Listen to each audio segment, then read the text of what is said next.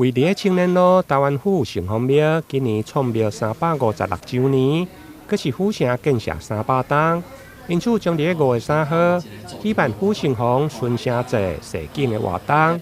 24号上午伫庙前的广场举办活动宣传的记者会，包括市府民政局长江玲煌、文化局代理局长林伟旭，以及侪位的民意代表，拢到场为活动来宣传。今年是迄个府城建成300吼，迄阵定调，我会记讲，即个迄阵开始论坛时阵是陈大副教授吼，所以提起的这就是讲民间来发起，公私部门共同来响应，大家来宣导咱台南市的这个文化吼。这边的孙城，我感觉真有意义的是安怎？因为咱的威灵宫，咱的城隍爷是一个设计神啊。设计神就是代表土地，咱古早吼，皇帝吼，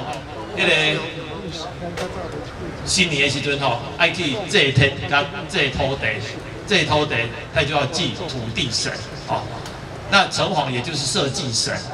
这是代表这是一个顾咱这个土地、顾咱这个社地吼，最重要的生命。会中府城隍庙主委郭英天嘛表示，城隍有城墙甲护城河的意思，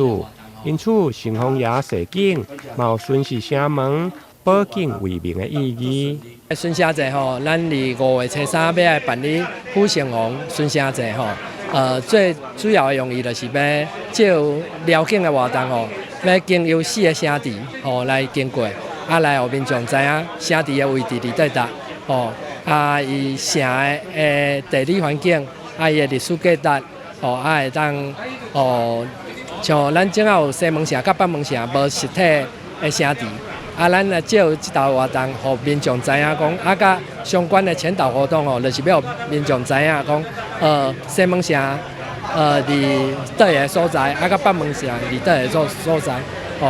这个互民众佫会当知影这较详细的资料。即届市府透过公私协力，由着民间来发起，结合全台在1间城隍庙，包括台北、新竹、